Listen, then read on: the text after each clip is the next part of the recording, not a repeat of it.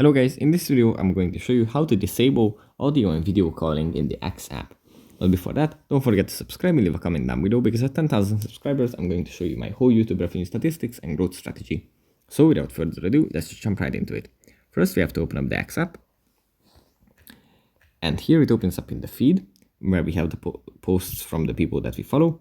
Then we can just swipe to the right, scroll down, tap on settings and support, and then tap on settings and privacy.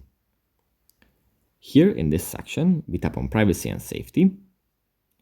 And in privacy and safety, we tap on direct messages.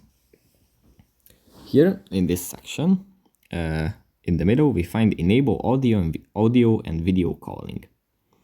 If we have this, this little button blue, it means that it is turned on.